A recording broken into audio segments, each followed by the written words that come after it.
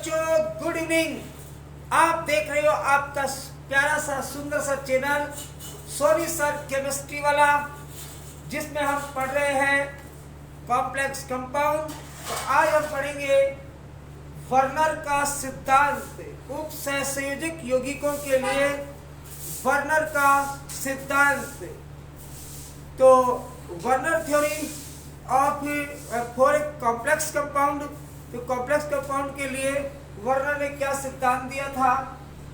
तो सर्वप्रथम वर्नर ने उपसहसंयोजक यौगिक जो थे उनकी संरचना के संबंध में एक सिद्धांत प्रस्तुत किया, जिसे हमने कहा वर्नर थ्योरी। तो वर्नर थ्योरी किसके लिए दी थी? ये दी थी उपसहसंयोजक यौगिकों की उप सहसंयोजक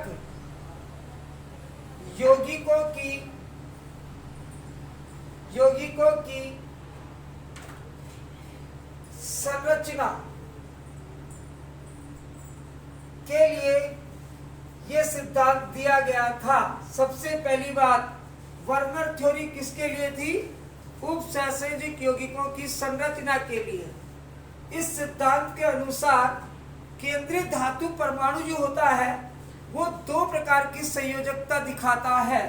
तो आप लिखोगे इस सिद्धांत के अनुसार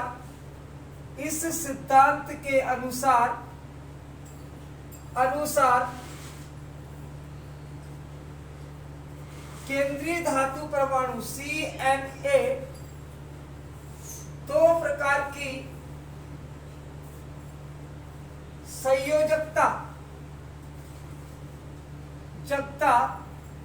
दर्शाता है।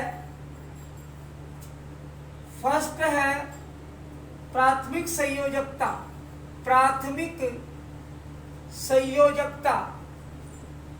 जिसको हम रिप्रेजेंट करते हैं प्राइमरी वैलेंसी। सेकंड है द्वितीयक संयोजकता, जिसको रिप्रेजेंट करते हैं SV से। सबसे पहले अपन बात करेंगे प्राथमिक संयोजकता। तो नंबर फर्स्ट, सबसे पहले प्राथमिक संयोजकता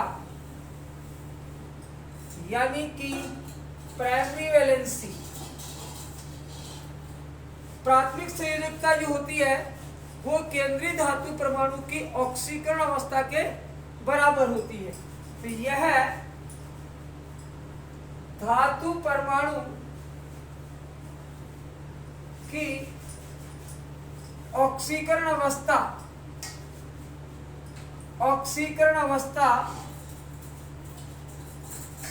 के बराबर होती है। पहला पॉइंट, या धातु परमाणु की ऑक्सीकरण अवस्था होती है। सेकंड बात करें, ये अभिष्ट होती है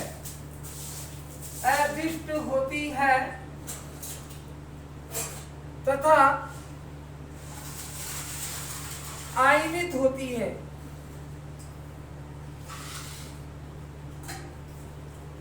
इसके बाद की बात करेंगे कि जो प्राइमरी वैलेंसी है, प्राथमिक संयोजकता है, इसके द्वारा लिगेंड जुड़े होते हैं। प्राथमिक संयोजकता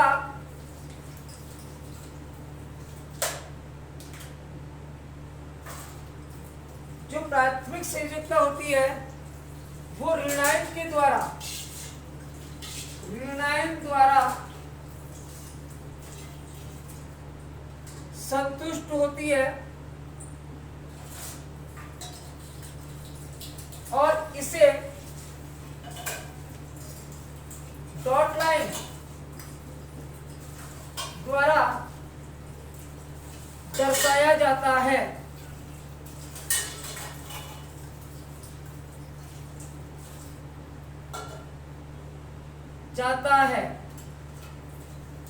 ये थी प्राइमरी संयोजकता। तो ये धातु की ऑक्सीकरण संख्या के बराबर होती है, अधिष्ट होती है, आयनित होती है और प्राथमिक संयोजकता के द्वारा ऋणायन दर्शाए जाते हैं, ऋणायन संतुष्ट होते हैं और इसे डॉट लाइन के द्वारा हम प्रदर्शित करते हैं डॉट लाइन द्वारा, डॉट लाइन। तो प्लीज टेक ए स्क्रीनशॉट।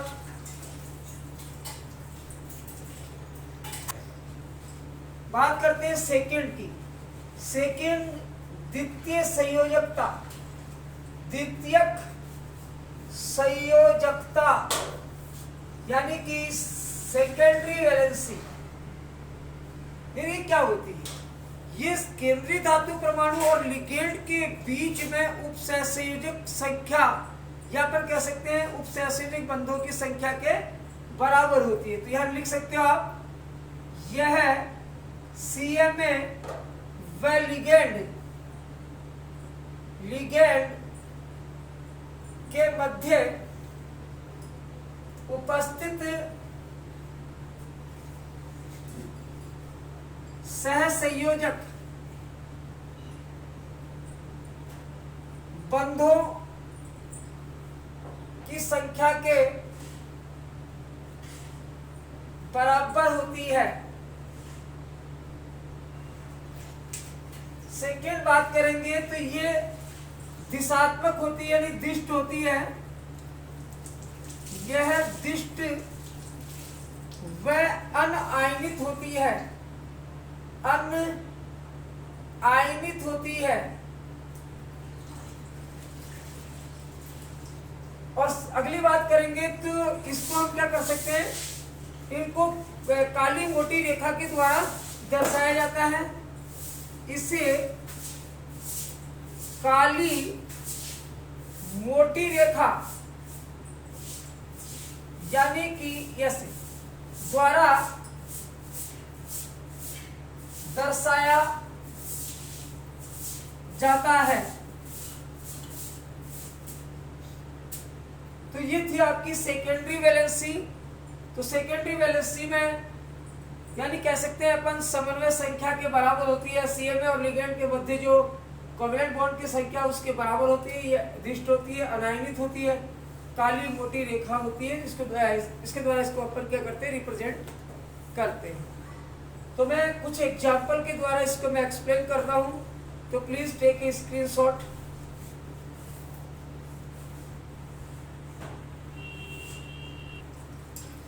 तो वर्नर सिद्धांत के लिए हमारा एग्जाम्पल है कि देखो CONH3 का 6Cl3 को वर्नर सिद्धांत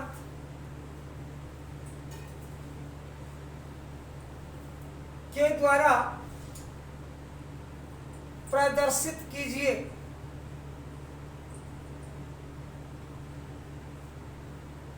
तो सबसे पहले अपन देखते हैं कि CO का ऑक्सीडेशन नंबर यहां पे, तो CO का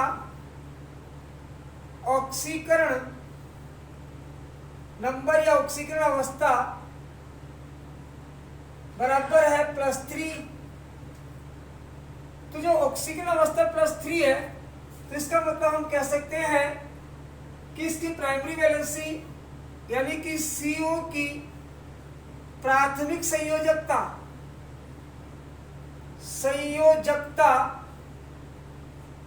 कितनी हो गई, +3।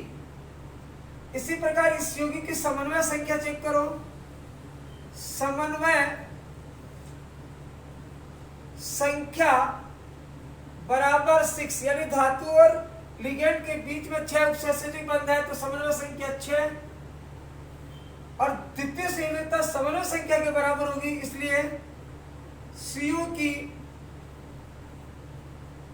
द्वितीय संयोजकता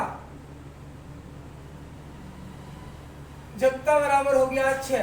तो आपको वर्नर सिद्धांत के अनुसार प्राइमरी और सेकेंडरी इसकी वैलेंसी आपको पूछे तो आप इससे कैलकुलेटेड करके बता सकते हो। इसको वर्नर सिद्धांत के द्वारा दिखाएंगे तो देखना इसको, ये आपका कोबाल्ट है और एक वर्ग यहां बना देता हूं मैं, ये वर्ग बनाया मैंने, यहां पे NH3, यहां पे NH3 और यहां पे NH3 और यहां पे NH3। ऊपर NH3 और नीचे NH3। इस प्रकार से मैंने 6 के 6 लिगेंड इसको जोड़ दिए। बाकी जो ये आयन है उनको हमने ये प्राइमरी संयोजन के द्वारा यानी ऋणायन के द्वारा कंप्लीट होती है और ये एडिस्ट होती है। तो कहीं भी आप Cl लगा सकते हो, Cl Cl Cl। इस प्रकार से हम इस संकुल को वर्नर सिद्धांत के द्वारा समझा सकते हैं, दिखा सकते हैं। तो please take a screenshot of Werner theory.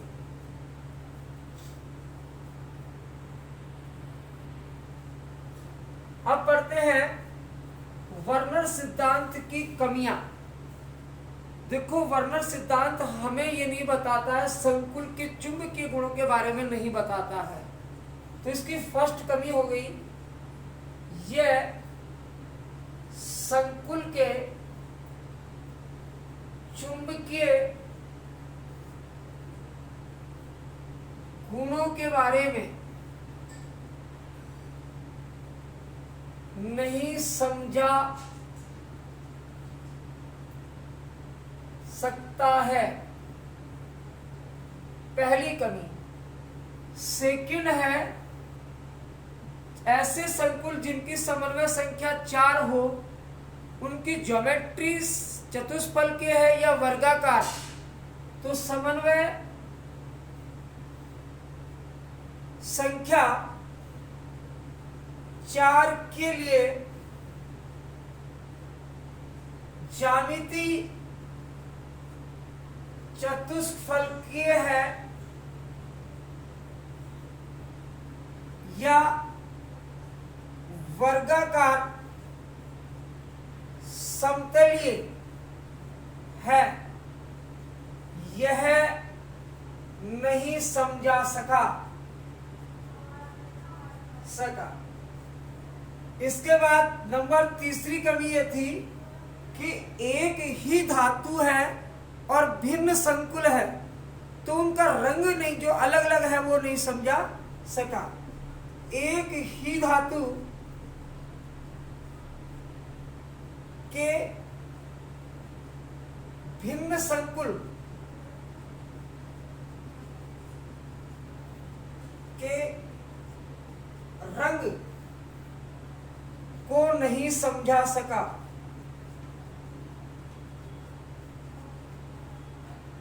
तो ये थी वर्नर सिद्धांत की कमियां कि एक धातु है और भिन्न संकुल है, तेरी भिन्न संकुलों में एक ही धातु है, फिर भी उनके कलर अलग अलग है। इसकी व्याख्या भी वर्नर थ्योरी नहीं कर सकी। समन्वय संख्या 4 आ रही है किसी संकुल की, तो इसकी ज्योमेट्री वर्गाकार होगी या फिर चतुष्फलकीय होगी, इस बात को भी एक्सप्लेन नहीं कर पाया। और ये संकुल के चुंबकीय गुण यानी जो संकुल अनुचुंबकीय है या प्रतिचुंबकीय है, इसके बारे में भी वर्नर नहीं समझा पाया। तो this is defect of Werner theory. Please take a screenshot.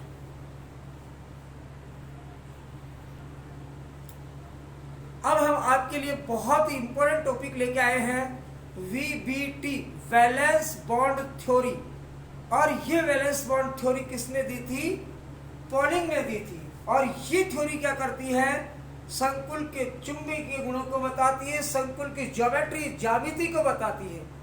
और इसमें होता क्या है, इसमें केंद्रीय धातु परमाणु जो होता है वो अपनी ऑक्सीकरण अवस्था के अनुसार क्या करता है? इलेक्ट्रॉन त्यागता है।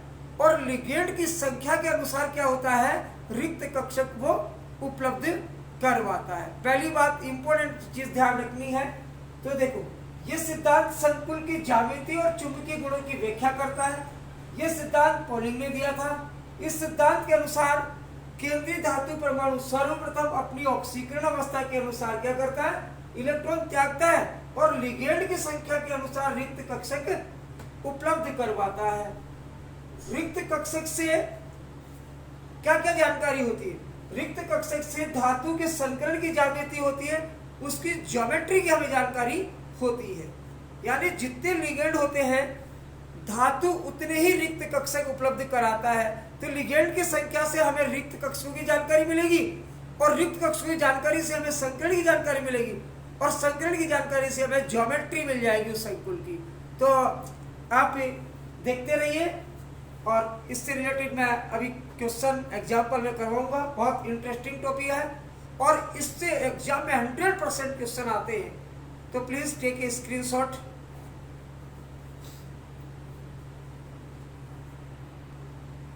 तो हम देखो ये लेके आए तीसरे पॉइंट के लिए, लिगेंड की संख्या हमें संकरण की जानकारी देगी, ज्योमेट्री बताएगी। तो ध्यान देना, ये बहुत ही याद करने लायक जो है पॉइंट है। अगर लिगेंड की संख्या 2 है, लिगेंड की संख्या अगर 2 होती है तो संकरण मिलता है हमें sp और उसकी ज्यामिति कैसी होती है, लाइनर रेखीय होती है। सेकंड की बात करेंगे, अगर लिगेंड की संख्या 3 होती है तो हमें संकरण मिलता है sp2 और इसकी स्ट्रक्चर होती है वो होती है त्रिकोणीय। इसके बाद देखो, लिगेंड अगर 4 है तो हमें संकरण मिलेगा sp3 और इसकी स्ट्रक्चर जो आपको मिलेगी ज्यामिति वो मिलेगी चतुष्क फलकीय, टेट्राहेड्रल चतुष्क फलकीय। इसके बाद देखो चेक करते हैं, अगर वास्तव में लिगेंड की संख्या 4 हो तो उसके लिए एक संकरण और आता है, वो है dsp2 और हमें मिलेगा इसकी जो ज्योमेट्री बनेगी वो है वर्ग समतलीय। ये ज्योमेट्री स्क्वायर प्लेनर मिलेगी आपको। इसके बाद अगर लिगेंड 5 है तो आपको जो संकरण मिलेगा sp3d यानी 4 5। आपको जिसकी ज्योमेट्री मिलेगी वो मिलेगी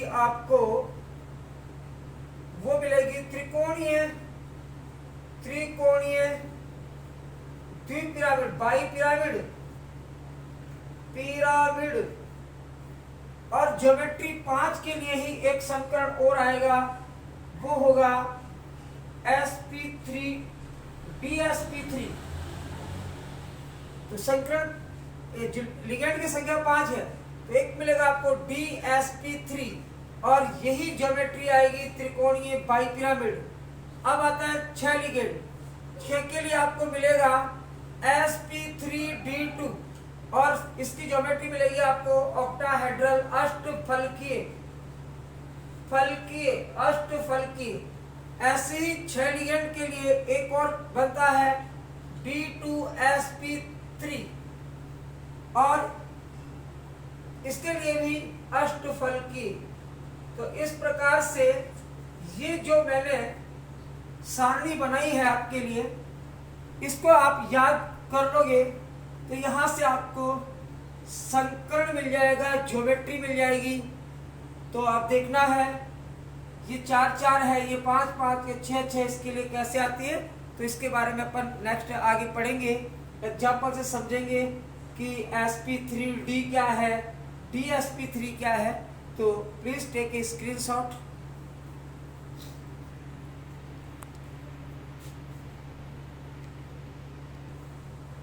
तो नेक्स्ट पॉइंट वीबीटी के लिए लेते हैं अपन, यदि संकरण में n-1d कक्षक भाग लेता है तो उसे निम्न चक्रण संकुल यानी कि लो स्पिन कॉम्प्लेक्स कहते हैं।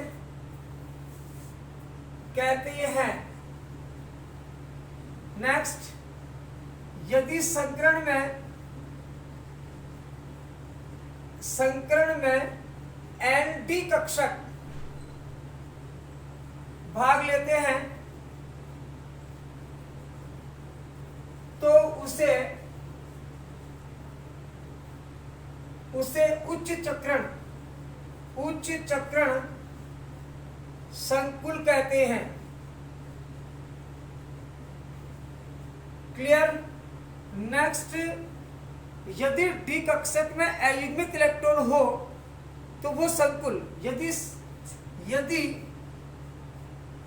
डी कक्षक में अयुग्मित इलेक्ट्रॉन हो तो संकुल अनुचुंबकीय व रंगीन होता है। नेक्स्ट, यदि सभी इलेक्ट्रॉन युग्मित हो तो संकुल प्रतिचुंबकीय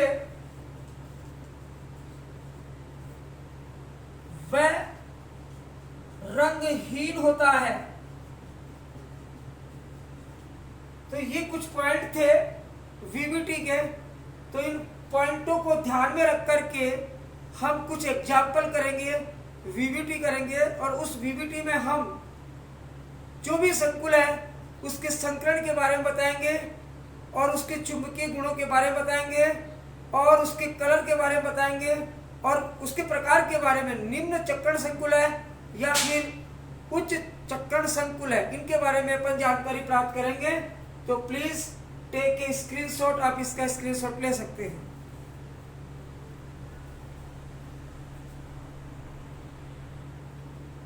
अब एक ऐसा इंपॉर्टेंट टॉपिक ले रहे हैं जो वीवीटी ने नहीं बताया था, वीवीटी में नहीं था, और यही चीज वीवीटी की कमजोरी भी बनी थी, कमी भी बनी थी। वीवीटी ने प्रबल क्षेत्र लिगेंड और दुर्बल क्षेत्र लिगेंड के बारे में नहीं बताया। अब प्रबल क्षेत्र लिगेंड जो होते हैं ये हमेशा लो स्पिन कॉम्प्लेक्स बनाते हैं, जबकि दुर्बल क्षेत्र लिगेंड होते हैं वो हमेशा हाई स्पिन कॉम्प्लेक्स बनाते हैं। कुछ उदाहरण याद रखना इनको। ये सब प्रबल क्षेत्र लिगेंड है। कार्बोनिल है CnNO2 NH3En, एथिलीन डाइअमीन, इस BrCl- IFS2O ऑक्सीलेट, ये सब क्या है, दुर्बल क्षेत्र लिगेंड है। तो यहाँ पे ये वीवीटी की कमजोरी थी, ये बात वीवीटी ने नहीं बताई थी। लेकिन ये चीज हमें, जो बहुत सारे अपन कॉम्प्लेक्स पढ़ेंगे उनके चुंबकीय गुण के बारे में, उनके संकरण के बारे में, ये सारी जानकारी हमें इनके द्वारा ही मिलेगी। तो प्लीज टेक ए स्क्रीनशॉट।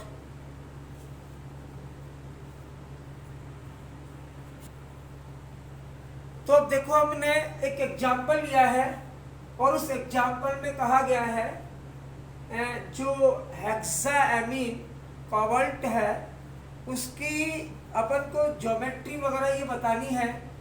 तो अपन चेक करें। सबसे पहला देखो तरीका क्या होगा इसमें, जो सेंटर एटम है जिसको अपन बोलते हैं केंद्रीय धातु परमाणु, उसका ऑक्सीकरण संख्या निकाल लेंगे। तो हमारे पास आएगी x बराबर, ये 0 होता है तो बराबर +3। तो सबसे पहला तो हमने इसका ऑक्सीकरण निकाल लिया। दूसरी चीज आप देखोगे, कोबाल्ट जो होता है उसका परमाणु क्रमांक कितना होता है। साइंस टीचर विनीता क्रीमानी मन फिरेकोनी, ये यहाँ लिख सकते हो आप। साइंस टीचर विनीता क्रीमानी मन फिरे कोनी क्यों जान जासीरी। तो देखो यहाँ पे 21 नंबर, 22, 23, 24, 25, 26, 27, 28, 29 और 30। तो यहाँ पे कोबाल्ट कितने पे आ रहा है, 27 पे। तो आप सबसे पहले इसका एटॉमिक नंबर है 27। अब इसका इलेक्ट्रॉनिक कॉन्फ़िगरेशन यानी इलेक्ट्रॉनिक विन्यास अपन भरते हैं। तो इलेक्ट्रॉनिक विन्यास भरना आपने 11th क्लास में सीखा था। सबसे पहले अपन आर्गन आएगा और आर्गन के बाद 4s और 3d कक्षक। तो 4s में 2 और ये तो 18, 18 और 2 20 और यहाँ पे कितने आए 27 के साथ। तो ये देखो 18 और 2 20 और 27 से इसका कॉन्फ़िगरेशन हो गया, इलेक्ट्रॉनिक विन्यास हो गया है। अपन को करना है कोबाल्ट का नहीं, अपन को करना है कोबाल्ट +3 का, यानी इसमें 3 इलेक्ट्रॉन त्यागे जाएंगे। तो 2s से एक यहाँ तो अब इसका इलेक्ट्रॉनिक विन्यास हमें मिलेगा ऑर्गन 18, 2 इलेक्ट्रॉन या s से निकल गए, एक यहाँ से, तो आपके पास मिलेगा 3d1, ठीक है, 3d1 3d6, ठीक है। अब इसकी हम कक्षीय संरचना बनाएंगे, तो Ca+3 इसकी कक्षीय संरचना बना सकते हो। पहले d कक्षक बना लो, 5 कक्षक होते हैं, 1 2 3 4 5, ये बन गया 3d। इसके बाद आपके आ गया 4s और इसके बाद आपको मिलेगा 4p कक्षक, 1 2 3, तो p कक्षक भी 3 होते हैं, तो इलेक्ट्रॉन 6 भरने हैं, 1 2 3 4 5 और यहाँ पे 6। तो अब आपको ये देखना है कि जो अमोनिया आपने लगा रखा है, ये जो लिगेंड है वो आपको चेक करना है कि ये प्रबल लिगेंड है या फिर दुर्बल लिगेंड है। तो यहाँ पे अमोनिया क्या है, कैसे लिगेंड है, प्रबल लिगेंड है। और अमोनिया अगर प्रबल लिगेंड है तो डी कक्षक में इलेक्ट्रॉन का युग्मन हो जाता है। तो यहाँ आप लिख सकते हो NH3 प्रबल लिगेंड है, अतः डी कक्षक में इलेक्ट्रॉन का युग्मन होता है। तो यहां पे आप इसको लिख सकते हो 1 2 3 4 5। तो देखो 2 इलेक्ट्रॉन ये तो युग्मित है, इन दोनों को एक में करोगे और इन दोनों को, तो ये 2 कक्षक ये खाली हो गए। अब हमारे पास बचा ये और 3 कक्षक p बचे हैं। अब देखो लिगेंड की संख्या देखोगे, लिगेंड की जितनी संख्या होगी उतने कक्षक हमें रिक्त चाहिए। तो हमारे पास लिगेंड 6 है और हमारे पास खाली कक्षक क्या है, 1 2 3 4 5 6। तो ये 6 कक्षक है, लेकिन इनकी एनर्जी डिफरेंट है, इसलिए 6 कक्षक आपस में संकरण करेंगे और नए 6 कक्षक बना लेंगे। तो इन कक्षकों के ये वाला ये वाला ये वाला ये वाला ये वाला ये सारे कक्षक, यानी ये तो 3d है, ये 4s है और ये 4p है। तो यहाँ पे 2 तो d कक्षक, 1s और 3p, यानी ये कक्षक आपस में मिलेंगे और 6 नए कक्षक बनाएंगे। तो आप 6 नए कक्षक बना दोगे ऐसे 1 2 3 4 5 और 6। इन कक्षकों का नाम रखा जाएगा D2sp3। तो ये सारे कक्षक क्या है, इन कक्षकों को बोलेंगे D2sp3। क्लियर यहाँ से। और अब यहाँ पे ये रिक्त कक्षक है, यहाँ पे अब आपका लिगेंड इनको इलेक्ट्रॉन युग्म में डोनेट कर सकता है। तो ये डोनेट करेंगे इसको, ये हो गया आपका NH2, ये NH3, ये NH3 और ये NH3 और ये NH3 और ये वाला NH3।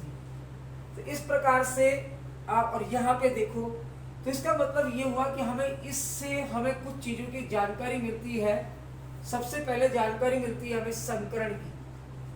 देखो ध्यान से देखना, संकरण हमें मिलता है D2sp3। तो ये आ गया D2sp3 संकरण। संकरण से हमें जानकारी मिल जाती है ज्यामिति की। ज्यामिति D2sp3 होता है, इसके लिए ज्योमेट्री हमें मिल जाती है अष्टफल की मिलेगी। और तीसरी जानकारी हमें मिलती है कि ये चुंबकीय है, अनुचुंबकीय है या प्रतिचुंबकीय है। तो इसका मतलब यहाँ पे सारे इलेक्ट्रॉन जो है युग्मित है, सारे इलेक्ट्रॉन डी कक्षक में क्या है, युग्मित है, इसलिए ये प्रतिचुंबकीय होता है। तो सभी युग्मित इलेक्ट्रॉन के कारण ये संकुल प्रतिचुंबकीय व रंगहीन होता है। ये जानकारी भी हमें इससे मिली, क्योंकि युग्मित इलेक्ट्रॉनों से 2 चीजों की जानकारी मिलती है, एक तो रंग की और एक उसके चुंबकीय गुण की। अगर अयुग्मित इलेक्ट्रॉन होंगे तो अनुचुंबकीय और रंगीन होंगे, और सारे के सारे इलेक्ट्रॉन अगर युग्मित हैं तो हमें मिलेगा प्रतिचुंबकीय और रंगहीन मिलेगा। अब इसके बाद चौथी जानकारी मिलती है हमें, ये हाई स्पिन कॉम्प्लेक्स है या लो स्पिन। तो इसमें यार कौन सा कक्षक भाग ले रहा है, अंदर वाला डी कक्षक भाग ले रहा है, तो इसका मतलब ये आंतरिक कक्षक संकुल है, या इसको कह सकते हैं अपन लो स्पिन कॉम्प्लेक्स है। तो ये है आंतरिक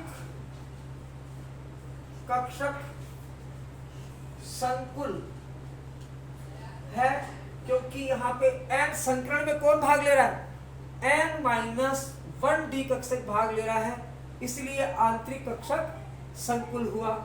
तो ये जानकारी, एक इसमें चुंबकीय आघूर्ण की जानकारी मिलती है। तो इसके लिए चुंबकीय आघूर्ण क्या है, 0 है, क्योंकि इसमें अयुग्मित इलेक्ट्रॉन की संख्या 0 है, तो चुंबकीय आघूर्ण 0 होगा। तो प्लीज टेक ए स्क्रीनशॉट, आप इसका स्क्रीनशॉट ले सकते हैं।